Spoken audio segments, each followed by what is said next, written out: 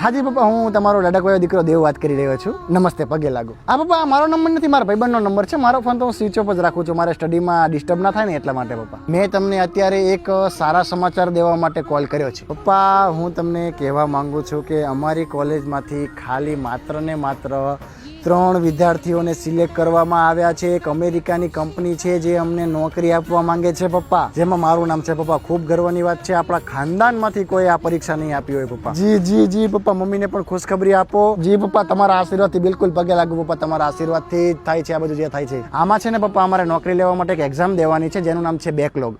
એક 5000 રૂપિયા પપ્પા તમે મોકલાવી આપો મને ઓનલાઈન, તો હું એક્ઝામનું ફોર્મ ભરી દઉં.